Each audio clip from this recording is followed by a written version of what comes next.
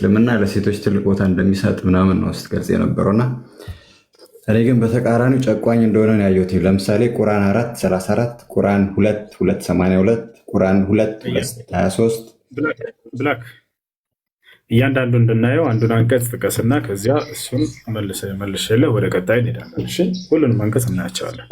ለምሳሌ ቁርአን 2:232 ሴቶች የወንዶች እርሻ እንደሆነ ይናገራል ከቁርአን። ከዛ አንዴ መረጋጋት ምን ማለት ነው? የወንዶች እርሻዎቻቸው ናቸው ማለት ምን ለማለት ግንዛቤ ገብተዋል? አንተ ንገረኝ እስኪ። አሁን ሳትረዳው ጭቆና ነው ማለት አይከብድም። እሺ ለማንኛውም ላስረዳቸው። እሺ አላህ ስብሐነሁ ወተዓላ በሱረቱ ኒሳ ላይ ምን ይላል? ኒሳኡ ማነው? ሱረቱል በቀራ ላይ ኒሳኡኩም ሐርሱን ለኩም ይላል። ፈእቱ ሐርሰኩም አና ሽእቱም እያለ ይናገራል። አንዴ ሚየት አድርገው ሚስቶቻችሁ ለእናንተ እርሻዎቻችሁ ናቸው ይላል።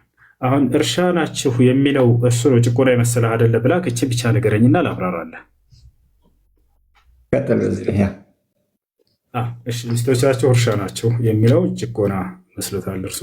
ላብራራላችሁና ከዚያ ወደ አንጻራዊ እናደርገዋለን። እሺ እርሻ ማለት ነው ማለት ነው።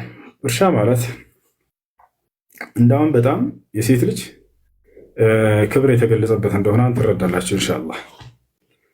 እርሻ ብሎ ማለት ለሰው ልጅ ህይወት፣ ለሰው ልጅ የህይወቱን መቀጠያ የሚሆነው መሰረት ማለት ነው። ሰውየው እርሻውን አርሶ ያን የተራበውን የልጆችን ጉሮሮ ሆዳቸውን ይሞላል፣ የእርሱንም የሚስቱንም ይንከባከባል። በዚያ ምሳሌ ንግግር ነው። በነገራችን ላይ ገብቷል አይደለ?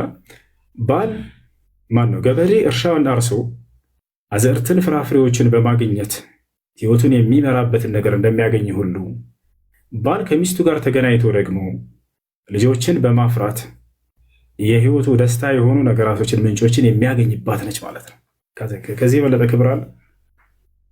ለህይወትህ ትልቅ ደስታ እዚህ ዓለም ላይ መኖር ምንድን ነው? አልማሉ ወልበኑነ ዚነቱል ሐያቲ ዱንያ አላህ ልጆች ናቸው የዚህ ዓለም ውበትና ደስታዎች አለ። አባት ልጆችን እናት ልጆችን በሚወልዱ ጊዜ ምን ያክል ደስታ አላቸው። የዚያ ምንጭዋና መሰረቷ ሴት ልጅ ነች ብሎ እየገለጸበት ነው። ባልን አላደረገው፣ እርሷ ነች የዚህ ነገር ምንጭና መሰረት ብሎ እየገለጻት ይወጣል አይደል? ይህን ይመስላል እርሻ መባሉ። ይሄ ነገር ጭቆናና ግፍ ከሆነ አንተ እርሻ ተብልሃል እንደ መጽሐፍ ቅዱስ። አንድ ጊዜ ላሳየ ከይቅርታ ጋር እግዚአብሔር በእስልምና አስተምሮት ብቻ ለማወቅ የፈለግኩትኝ በእስልምና አስተምሮት ብቻ መልስልኝ። ምክንያቱም አንተ እዚህ ጋር ያለው እስልምና ልታስተምር ስለሆነ በእስልምና አስተምሮት ብቻ መልስልኝ። ጀስት መሰረትን እስልምና ላይ አድርገህ እዚህ ጋር ደግሞ ሌላ አለ። ለምሳሌ የአእምሮ ጥረት አለባቸው ይላል ሰሂህ አልቡካሪ 304 እና ሙስሊም 79 ሰሂህ ሙስሊም 5096 ላይ እሱ ላይ ላስረዳሽ የሚለውን ሐዲሱን ላስረዳህ። የአእምሮ ጥረት አይደለም አስረዳለሁ፣ ችግር የለም። በጣም ጥሩ ጥያቄዎች ነው እየጠየቀ ያለው። ምክንያቱም ብዙ ጊዜ ከሌላ እምነት ተከታይ ሴቶች ልጆች በበርካታ ወደ ኢስላም የሚመጡ በአብዛኛው ሴቶች ናቸውና ወንዶችም እንደሚመጡ ሁሉ እነርሱ ወደ ኢስላም እንዳይሄዱባቸው ከሚዘጉባቸው ሐዲሶች መካከል አንደኛው እንዲህ አይነቶቹ ሐዲሶች ናቸውና እንኳን ጠየቅ፣ በጣም ደስ ብሎኛል። እነዚያን እንድናብራራቸው በር ስላገኙ ስለተከፈተ ማለት ነው።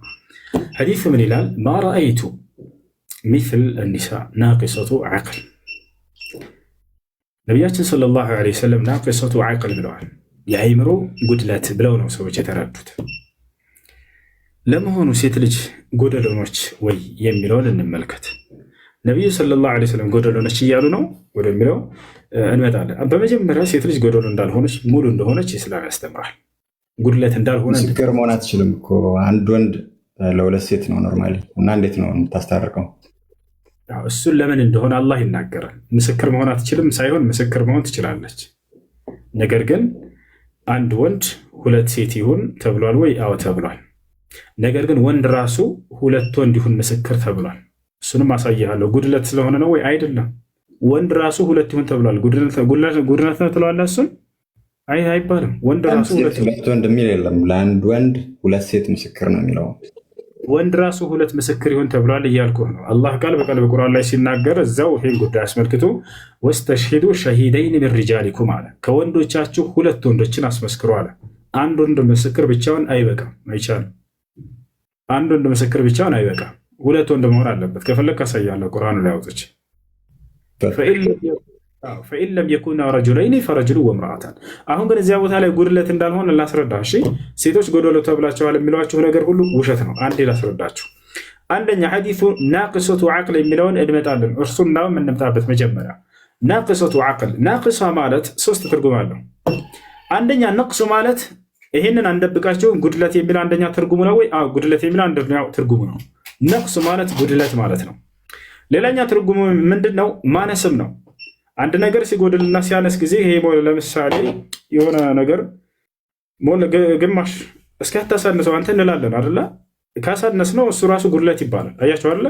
መጉደል፣ ማነስ። ልክ እንዲሁ ደግሞ ሶስተኛ ትርጉም ምንድነው? መርሳት።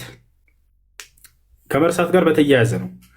ምክንያቱም ያ ነገር የሚጎደልና የሚያንስ ነገር ሳይሆን መርሳታቸውን አስመልክቶ ነው ሐዲሱ። ምስክር ጊዜ አንድ ሰው ምስክር ሲመሰክር ጊዜ መርሳቱን አስመልክቶ እንጂ ጉድለቱን አይደለም። ስለዚህ መርሳት እንደሆነ ታዲያ ማን ይፈታልህ? አንተ ከራስህ ነው ወይ የምትፈታው?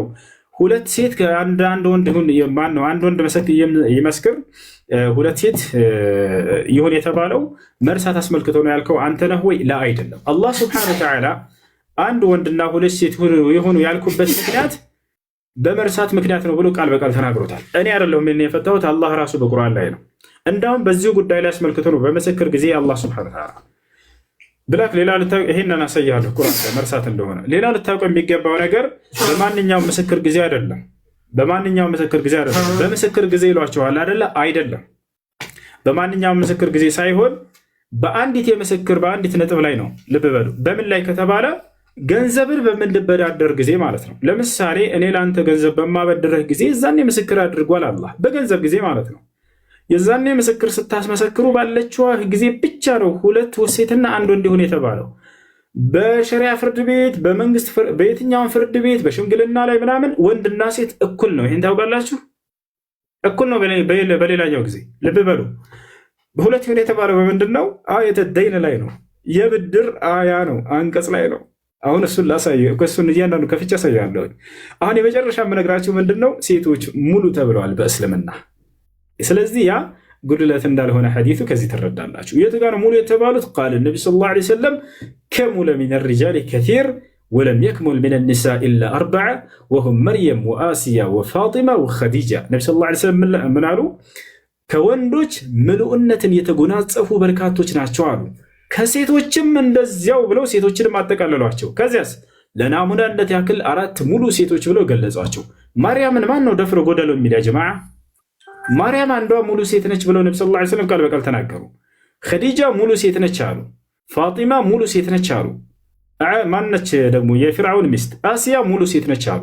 አያችሁ፣ ሴቶች ሙሉ ናቸው ለናሙናነት ይህን ያክል ብለው ነብዩ ሰለላሁ ዐለይሂ ወሰለም ቃል በቃል ተናግረው እንደገና ጎደሎ አይደለም ሐዲሱ ማለት የተፈለገው መርሳቷን አስመልክቶ ነው። አላህ እያለ ያለው ምንድን ነው?